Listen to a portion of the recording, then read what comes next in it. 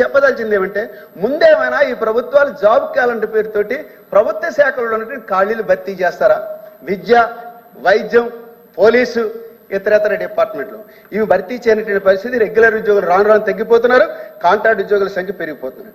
పోనీళ్ళ కనీస వేతనాలను చెల్లిస్తున్నారంటే కనీస వేతనాలు చెల్లించట్లేదు. చిరుద్యోగులకు 5 సంవత్సరాలు కూడా జీతాలు పెంచినటువంటి పరిస్థితి ఈ రోజున ఉంది.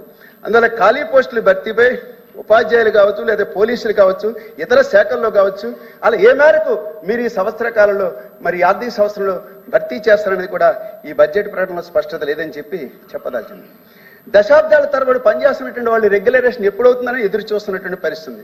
గత ప్రభుత్వమో ఎన్నికల నాడు రెగ్యులరేషన్ చేస్తానని హామీ ఇచ్చి చివర పరిపాలన అయిపోయేటువంటి చివరిలో 1,117 పోస్టులకి 4,000 పోస్టులు, 3,000 ఏమో మెడికల్ హెల్త్లో, 1000 పోస్టులేమో సోషల్ వెల్ఫేర్లో చేశారు. మిగిలినటువంటివన్నీ కూడా రెగ్యులరేషన్ కాకుండా ఆగిపోయింది. మరి ఇప్పుడు ఆ రెగ్యులరేషన్ ప్రక్రియలు పూర్తి చేస్తారా లేదా అనేది ఇక్కడ ఎందుకు ఎక్కడ కూడా స్పష్టత లేనటువంటి పరిస్థితి ఉంది. అట్లాగే చూసినట్లయితే గత ప్రభుత్వ శాఖలు స్కీముల్లో ఉన్నటువంటి వాళ్ళకి, అంటే గత ప్రభుత్వం అంటే అంతకుముందు వైఎస్ఆర్ ప్రభుత్వానికి ముందు, అప్పట్లో ప్రభుత్వ శాఖలు స్కీముల్లో పనిచేసే వాళ్ళకి మినిమం టైం స్కేల్ అమలు చేశారు. గత ప్రభుత్వం ఏమో దాన్ని ఎత్తేసింది. ఆ రకంగా 2.5 లక్షల మందికి మినిమం టైం స్కేల్ వర్తించకుండా ఉండేటువంటి పరిస్థితి. అంటే అటు ఎంటీఎస్ అమలు కావడం లేదు, హెచ్ఆర్ పాలసీ అమలు కావట్లేదు. ఇప్పుడు ఈ ప్రభుత్వం ఏమో జీవో2 తీసుకొచ్చి ప్రభుత్వ శాఖలలో సెంట్రల్ స్పాన్సర్డ్ స్కీమ్లో పనిచేస్తున్నటువంటి వాళ్ళకి అసలు మినిమం టైం స్కేల్ వర్తించని చెప్పి మరో దుర్మార్గం ఈ ప్రభుత్వం ఇచ్చింది. దాన్ని వెనక్కి తీసుకోవాలని చెప్పి కూడా మేము చెప్పదలుచుకున్నాం. అలాగే ఎస్సీ ఎస్టీలకి అనేక పథకాలు రద్దయిందని చెప్పి గతంలో ప్రతిపక్షంగా ఉండగా ఈ ప్రభుత్వం చెప్పింది. మరి ఇప్పుడు ఎస్సీ ఎస్టీకి రద్దయినటువంటి పథకాలన్నీ కూడా పునరుద్ధరిస్తారా, అమలు చేస్తారనేది కూడా ఈ బడ్జెట్ ప్రసంగంలో లేదని చెప్పి దాన్ని కూడా స్పష్టం చేయాలని చెప్పి చెప్తున్నాం. అలాగే 12వ పిఆర్సీ సంబంధించి అమలు చేయాలి. 11వ పిఆర్సీని గత ప్రభుత్వం అమలు చేయలే. 25,000 కోట్ల దగ్గరగా దాని పిఆర్సీలు, డిఏలు, దీనికి సంబంధించిన బకాయిలు ఉన్నాయి.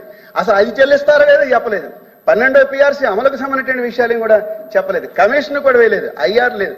అట్లాగే పిఆర్సీ బకాయి చెల్లింపు గురించి మాట్లాడలేదు. ఈ బకాయిలను ఎప్పుడు చెల్లిస్తారు?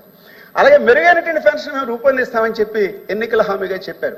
ఆ మెరుగైన పెన్షన్ ఏమిటి, ఎట్లా ఉంటుంది? అది ఉద్యోగులు కోరుకుంటారా లేదనేది వేరే విషయం. అలా మీ మెరుగైనటువంటి పెన్షన్ ఏదో అది కూడా మీరు చెప్పినటువంటి ఎన్నికల ప్రణాళికలు చెప్పినటువంటి మాట కూడా ఈ బడ్జెట్ ప్రస్తావన లేదు. పన్నులు, ధరలు నిరంతరం పెరుగుతూ ఉన్నాయి.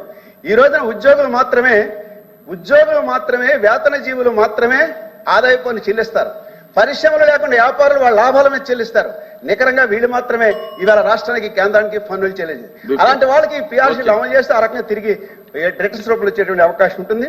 అట్లాగే అది కూడా ఈ బడ్జెట్ ప్రసంగంలో స్పష్టం లేదని చెప్పి ఈ తర్వాత ఇరిగేషన్ నిధులు కూడా ఈ యొక్క బడ్జెట్ లో తగ్గినటువంటి పరిస్థితి. ఇరిగేషన్ సంబంధించి ఏ ప్రాజెక్ట్ ఎప్పటిలోగా పూర్తి చేస్తున్నది కూడా స్పష్టత లేకుండా నీటిపారుదల ప్రాజెక్టులన్నీ పూర్తి చేస్తామని చెప్పి ఎంబీటీగా మాత్రమే ఈ బడ్జెట్ ప్రసంగంలో మాటలున్నాయని చెప్పి చెప్పదలిచింది.